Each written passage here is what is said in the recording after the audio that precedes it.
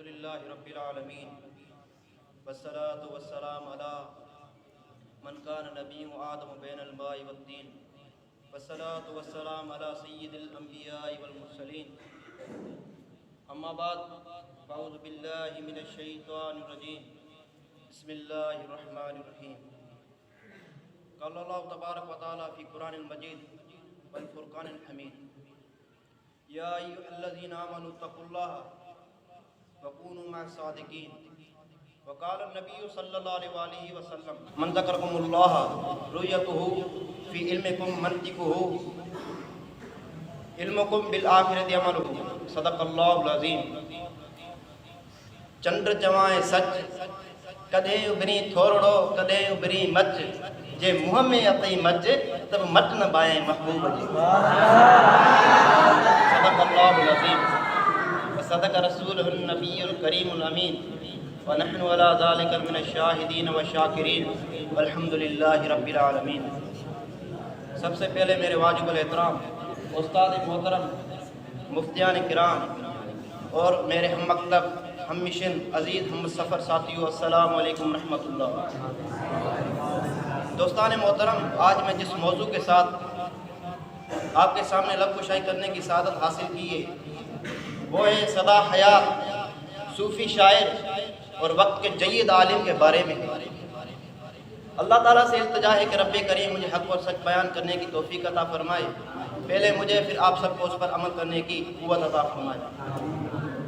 دوستان محترم، وہ عظیم ہستی جس نے پوری زندگی اللہ اور اس کے رسول کی اطاعت کی، آپ نے شاعری سے ہمیشہ صوفیانہ تعلیم دی، وہ شخص وہ ہستی جس نے ہمیشہ اپنے عیش و آرام چھوڑ کر بیابانوں میں سکونت اختیار کی اللہ کی رضا کے خاطر اور عبادت کے لیے، وہ ہستی جس نے جو کچھ لکھا وہ صرف سندھی کے لیے نہیں بلکہ پورے عالم اسلام کے لیے ہدایت ہے، وہ عظیم ہستی جس نے ہمیشہ اللہ تبارک و تعالیٰ کی اطاعت کی اور رسول اللہ صلی اللہ علیہ وسلم کی۔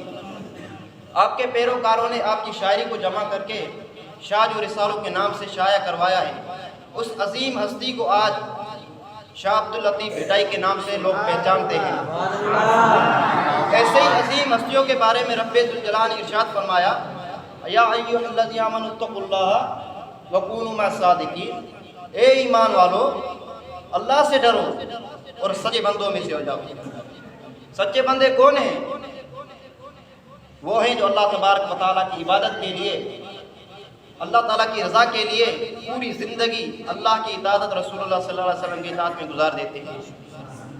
دوستان محترم، بر صغیر خطہ سندھ کو باب الاسلام کہا جاتا ہے۔ اس کی خاص وجہ یہ ہے کہ اس سب سے پہلے جو اسلام کی کرنیں پڑی تھی وہ اسی سرزمین پر پڑی تھی، اور اسی سرزمین پر بہت ساری عظیم شخصیات نے جنم لے کر اس کا نام ہمیشہ کے لیے سر بلند کر دیا۔ وہ عظیم شخصیات میں سے حضرت سکی لال شہباز قلندر ہیں، سجاد سرمستے ہیں، غلام رسول سعیدی صاحب ہیں، محبوب الہی ہیں، اور عبداللہ شاہ غازی ہیں، اور شاہ عبداللطیف بھٹائی جیسے جید علماء کرام اور اللہ تعالیٰ کے کامل ولی ہیں۔ دوستان محترم، شاہ عبداللطیف بھٹائی 1699 میں حالانکہ ایک تحصیل میں پیدا ہوئے، آپ کے والد گرامی حبیب شاہ صاحب اس تحصیل کے عظیم شخصیات میں سے شمار کیے جاتے ہیں۔ آپ رسول اللہ صلی اللہ علیہ وسلم سے اور اللہ تبارک و تعالیٰ سے بے انتہا محبت کرتے تھے۔ شاہ صاحب کی محبت کا اندازہ اس واقعے سے لگایا جا سکتا ہے۔ ایک دفعہ کی بات ہے کہ تپتی ہوئی ریت ہے، گرمی کا سخت موسم ہے، اب ایک ٹیلے کے کنارے کھڑے ہو جاتے ہیں نماز نفل کے لیے، یوں ہی نماز پڑھنے لگتے ہیں۔ جب سجدے میں جاتے ہیں تو کہتے ہیں سبحان ربی الاعلیٰ، سبحان ربی الاعلیٰ، سبحان ربی الاعلیٰ، تو اللہ تبارک و تعالیٰ کی طرف سے آواز آتی ہے لبیک یا عبدی، لبیک یا عبدی، لبیک یا عبدی۔ آپ خود بتائیں، جس سے اللہ تبارک و تعالیٰ کلام فرما رہے ہوں وہ کبھی اپنا سر اٹھا سکتا ہے؟ تو شاہ صاحب کو ایک دن گزر گیا پورا سجدے میں، اگلی رات گزر گئی، دوسرا دن گزر گیا، حتیٰ کہ پورا ہفتہ گزر گیا، وہ شاہ صاحب سجدے میں ہی تھے اور اندر سے آواز آ رہی تھی سبحان ربی الاعلیٰ۔ وہ ہوا کی وجہ سے ریت اڑتی اڑتی آپ کے اوپر گری، پورا آپ کو ڈھانپ لیا، پھر بھی اندر سے آواز آ رہی ہے سبحان ربی الاعلیٰ۔ آپ کے والد گرامی اور آپ کی والدہ پریشان ہو جاتی ہیں، آپ کے والد جنگل و بیابانوں میں نکل پڑتے ہیں کہ شاہ صاحب کہاں ہیں، سب سے پوچھنے لگتے ہیں شاہ عبد اللطیف بھٹائی کو آپ نے دیکھا ہے؟ ایک چروایا ملتا ہے، اس سے فرماتے ہیں کہ آپ نے شاہ عبد اللطیف بھٹائی کو دیکھا ہے؟ تو عرض کرتا ہے آقا کچھ دن ہو گئے ہیں، وہ وہاں نماز پڑھ رہے تھے، غالباً وہ وہیں ہوں گے۔ تو شاہ صاحب اس کے ہمراہ وہاں جاتے ہیں اور دیکھتے ہیں کہ ایک ڈھیر ہے مٹی کا، اس میں اندر وہ شاہ صاحب ہیں اور اندر سے آواز آ رہی ہے سبحان ربی الاعلیٰ۔ دیکھیں کتنی عظیم ہستی ہے جو بغیر کھائے پیے اور تپتی ہوئی ریت سخت گرمی کے موسم میں پورا ہفتہ سجدے میں تھے۔ انہی کے بارے میں رسول اللہ صلی اللہ علیہ وسلم نے ارشاد فرمائے، ابن عباس آپ سے عرض کرتے ہیں ایو جلسائنا خیر، یا رسول اللہ صلی اللہ علیہ وسلم ہمارے بہترین ہمنشین کون ہیں؟ رسول اللہ صلی اللہ علیہ وسلم نے ارشاد فرمایا من ذکرکم اللہ رؤیتہ فی علمکم منطقہ